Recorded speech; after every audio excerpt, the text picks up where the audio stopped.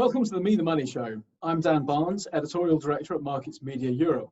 Joining me today is Shanny Basar, Senior Writer at Markets Media. Shanny, welcome to Me the Money Show. Hi, glad to be here.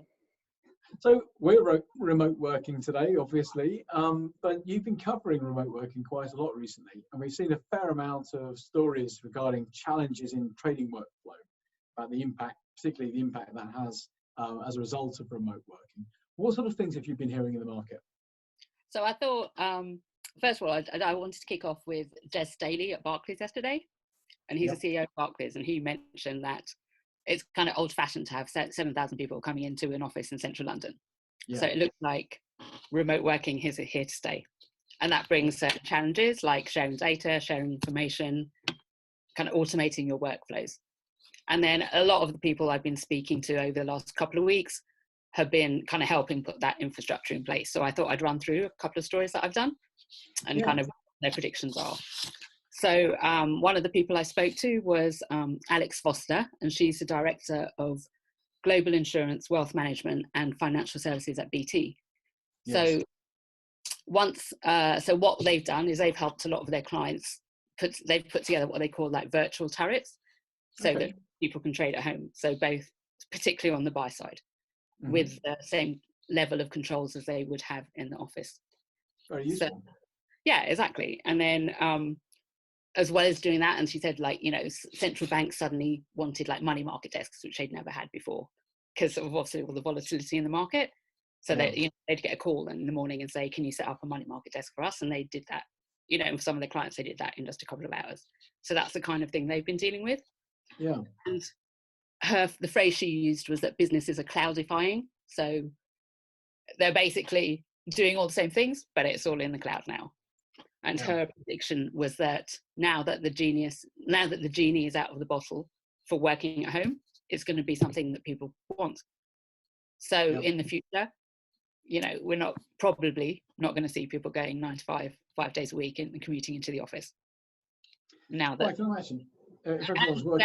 She also pointed me to some research that showed that productivity can actually increase at home if you know you're going to be doing that, and you set up your team to do that, then you can actually get more productivity. So it's kind of a win-win for everyone.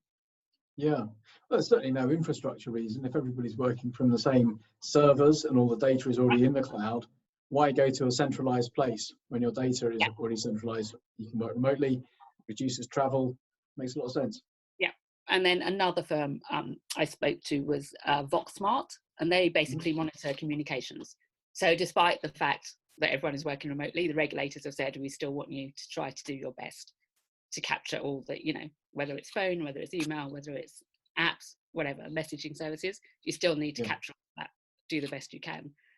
So VoxSmart are like a cloud-based fintech provider who do that. And Oliver Blower, the chief executive, mentioned that, like, for instance, a Canadian bank rang them up, tier 1 Canadian bank, said, oh, can you give us like 500 licenses, like as quick as you can? So as you know, once their people started working from home. And then he was the one who mentioned that kind of the procurement process has kind of suddenly speeded up.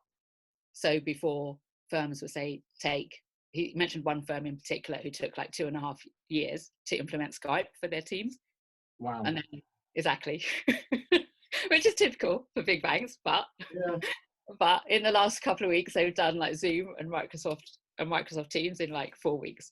So that kind of shows you kind of the urgency in the situation, and that, you know, everyone's having to react and get their business going as much as possible in a very short period of time. Yeah. Well, it's interesting when you think about the risks that are involved in people actually traveling into work. First of all, you've got the fact they may not actually arrive. So you've got public transport, whatever transport system they use, can result in a number of people not getting to the office and therefore not being able to trade. Take that risk out of the situation, and suddenly everyone's a lot more likely to be able to access your trading desk. Yeah, exactly. So, and then I guess if people, you know, I would have thought like if people are happier in their jobs, then they'll do them better as well. So if they have flexibility to kind of fit it around their other life needs, then hopefully it'll increase their performance. But surely commuting doesn't make people miserable. I can't imagine. You obviously don't do it to London. Yes, the metro in New York and the tube in London, Yeah. happy places, happy places. There you Well, go. Shanny, that's been fantastic. Thank you very much. Okay, thank you very much. I'll speak soon. Bye.